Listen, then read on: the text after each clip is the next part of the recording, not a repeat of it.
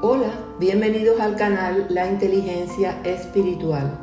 Continuamos con esta temporada, siempre con la intención de demostrar cómo la palabra de Dios me confronta para mi perfeccionamiento espiritual. Para este estudio he realizado una revisión sistemática, sintetizando las evidencias disponibles en estudios primarios, Biblias en diferentes versiones, Biblias de estudio, diccionarios, que me han permitido sintetizar y realizar los estudios bíblicos con la ayuda del Espíritu Santo, que hace clara la verdad de la revelación escrita.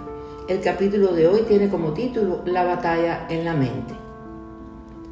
El triunfo de Cristo sobre el pecado y los poderes del mal se obtuvo en la cruz. El sufrimiento de Jesús, su sangre derramada, su muerte sacrificial y su resurrección triunfal constituyen las únicas bases legítimas para librarnos del pecado, reconciliarnos con Dios, redimirnos de la esclavitud y restaurarnos. La cruz es la única esperanza y medio para el completo restablecimiento de la relación con Dios. Pues si por la transgresión de uno solo reinó la muerte, mucho más reinarán en vida por uno solo, Jesucristo, los que reciben la abundancia de la gracia y el don de la justicia. Romanos 5:17. Cristo es nombre sobre todo principado, autoridad, poder y señorío, y sobre todo nombre que se nombra no solo en este siglo, sino también en el venidero. Efesios 1, del 21 al 22. En Efesios, Pablo quiere que la iglesia conozca la plenitud victoriosa de Cristo, mientras resisten el mal y encaran el juicio, y esta instrucción de Pablo es válida en nuestros tiempos. Por último, fortalézcanse con el gran poder del Señor, pónganse toda la armadura de Dios para que puedan hacer frente a las artimañas del diablo, porque nuestra lucha no es contra seres humanos, sino contra poderes, contra autoridades, contra potestades que dominan este mundo de tinieblas, contra fuerzas espirituales malignas en las regiones celestiales. Por lo tanto, pónganse toda la armadura de Dios, para que cuando llegue el día malo puedan resistir hasta el fin con firmeza. Efesios 6, del 10 al 13. La palabra de Dios nos revela que nuestra lucha no es contra sangre y carne, sino contra fuerzas espirituales de maldad. También nos revela que la oposición en la guerra espiritual siempre será entre frentes de batalla: la carne, el mundo y Satanás. La guerra espiritual contra Satanás y sus demonios no ha sido, no es y nunca será una lucha de poder. Esta es una de las mentiras que nos han hecho creer. La guerra espiritual es una lucha por la verdad. Satanás no puede batallar contra el poder infinito de nuestro Dios. Y por otra parte, la palabra revela que Dios desarmó a los principados y huestes espirituales de maldad, triunfando sobre ellos por medio del sacrificio de Cristo. Colosenses 2, del 8 al 15. Y a vosotros, estando muertos en pecados y en la incircuncisión de vuestra carne, os dio vida juntamente con Él, perdonándonos todos los pecados, anulando el acta de los decretos que había contra nosotros, que nos era contraria, quitándola de medio y clavándola en la cruz. Y despojando a los principados y a las potestades, los exhibió públicamente, triunfando sobre ellos en la cruz. Miguel Núñez, en su excelente libro llamado Hasta que ruja el león, explica que el encuentro de poder entre el reino de Dios y el reino de las tinieblas ya tuvo lugar en la cruz del Calvario, y Cristo demostró ser el vencedor. Por eso la batalla no es de poder, es por la verdad, y no va a cesar hasta que entremos en gloria. La defensa más eficaz contra el engaño, las mentiras, las huecas sutilezas es conocer la verdad, y la verdad es Cristo. Jesús dijo: yo soy el camino, la verdad y la vida. Nadie llega al Padre sino por mí. Juan 14:16. La palabra de Dios nos indica que servimos como milicia del reino con la armadura de Dios para librar la batalla contra las fuerzas de las tinieblas. Por eso necesitamos conocer la palabra de Dios, que es la espada del Espíritu Santo.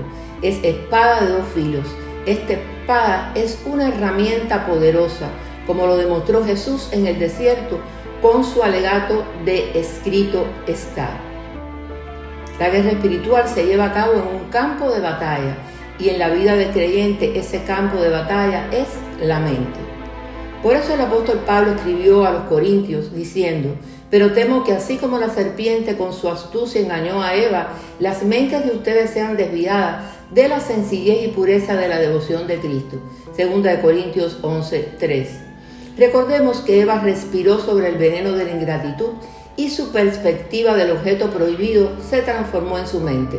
Génesis 3:6 dice: y vio la mujer que el árbol era bueno para comer y que era agradable a los ojos, y árbol codiciable para alcanzar la sabiduría, y tomó de su fruto y comió, y dio también a su marido, el cual comió así como ella. Eva pecó antes de morder el fruto, porque en la mente se planea todo con anticipación.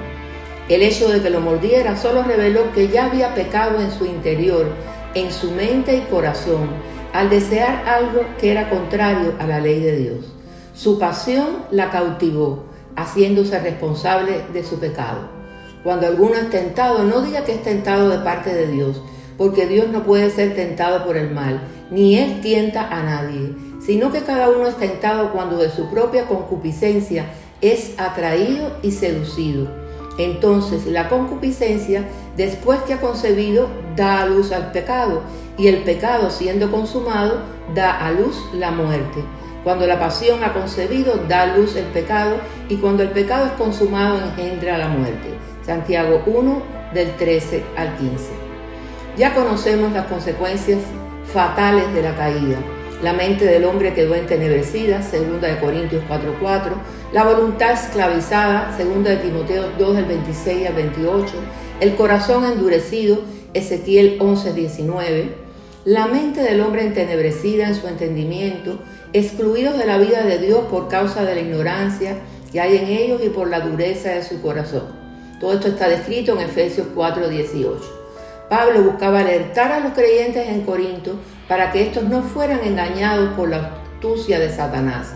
Él temía que sus mentes fueran involucradas en una forma de pensar errada que provocara que ellos fueran desviados de la verdad. Por tales razones, Pablo nos invita a renovarnos en el espíritu de nuestra mente. En cuanto a la pasada manera de vivir, despojados del viejo hombre que está viciado conforme a los deseos engañosos, y renovados en el espíritu de vuestra mente y vestidos del nuevo hombre, creado según Dios en la justicia y santidad de la verdad. La mentalidad pecaminosa es muerte, mientras que la mentalidad que proviene del espíritu es vida y paz. La mentalidad pecaminosa es enemiga de Dios, pues no se somete a la ley de Dios, ni es capaz de hacerlo. Sin embargo, ustedes no viven según la naturaleza pecaminosa, sino según el Espíritu, si es que el Espíritu de Dios vive en ustedes. Y si alguno no tiene el Espíritu de Cristo, no es de Cristo. Romanos 8, del 6 al 9. Yo te invito, como yo lo estoy haciendo, a meditar sobre el contenido de tus pensamientos y hacer un inventario del contenido de esos pensamientos para eliminar todo lo que no sea piadoso. Debemos reconocer las cosas dignas de alabanza en nuestras vidas. Eso llenará nuestros pensamientos y nos ayudará a orar con gratitud. Debemos reconocer la forma en que Dios ya nos ha bendecido. Estos pensamientos nos ayudan a confiar en Él y alivia nuestras ansiedades y temores. Para concluir, ¿cuál debe ser entonces el contenido de nuestros pensamientos? La respuesta la encontramos en la propia palabra de Dios. Filipenses 4:8. En esto pensad. Por lo demás, hermanos, todo lo que es verdadero, todo lo honesto, todo lo justo, todo lo puro, todo lo amable, todo lo que es de buen nombre, si hay virtud alguna, si algo digno de alabanza, en esto pensad. Nótese la forma imperativa del versículo, que hace que este versículo se convierta en un mandato. Pensar como es debido, de manera piadosa, no es una opción en la vida cristiana. Es un estilo de pensamiento asociado a la verdad. Es una disciplina mental que fija nuestra mente en Cristo y nuestros pensamientos básicamente en las virtudes espirituales que reflejen a Cristo. Oramos por esto en el nombre de Jesús. Gloria a Dios. Continuaremos la próxima semana con este hermoso tema. Bendiciones.